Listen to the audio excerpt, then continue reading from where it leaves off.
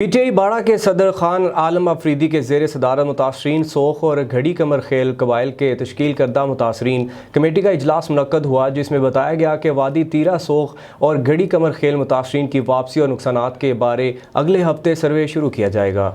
اس وقت موجود ہے جلوزائی کیمپ میں، جہاں پر جو خیبر کے آئی ڈی پیز موجود ہے ترکمن کیمپ میں۔ یہاں پر ہمارے ساتھ ایک سماجی کارکن ڈاکٹر ارمان افریدی بھی موجود ہے، ان سے بھی پوچھیں گے کہ وہ اس حوالے سے ہمیں کیا بتا رہے، یہاں پر کیا صورتحال ہے، یہاں پر یہ کون سے مسائل سے درپیش ہے۔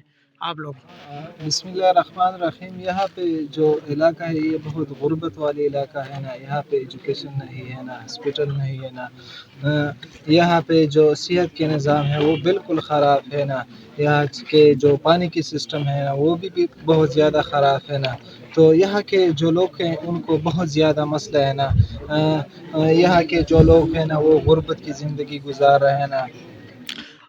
یہ بتائیے، یہاں کے جو ایم این ایز ہے، ایم پی ایز ہے، انہوں نے یہاں پر اس علاقے میں ایس اے ڈی کی جو ترکمن کیمپ ہے وہاں پہ یہاں پر کچھ کام کیے یا نہیں کیے؟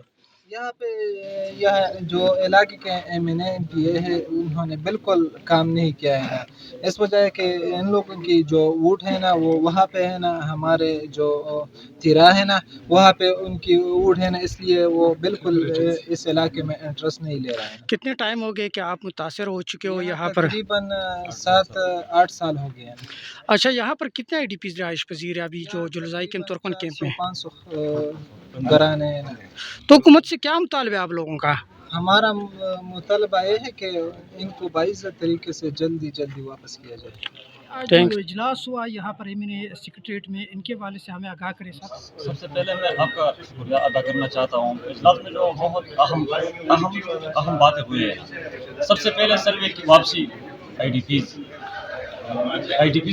ڈی پیز پر بات ہوئی، اور اس کے بعد بھی جو اور بات بھی ہوئی نا کہ جو سروے ٹیم ہے ان کے لیے میں نے کمیٹی تشکیل کیا ہے، جو مختلف لوگ قبیلوں سے آئے ہیں ان پر مشتمل ٹیم بنائے، اور ایم ایل اے سے نے اعلیٰ سطح پر بات بھی کیا ہے، اعلیٰ حکام کے ساتھ بھی بات بھی کیا ہے، اور انشاءاللہ بشیر یہ بتائیے کہ کتنی ٹائم ہوگی کہ آپ ایٹ بیس ہو یہ؟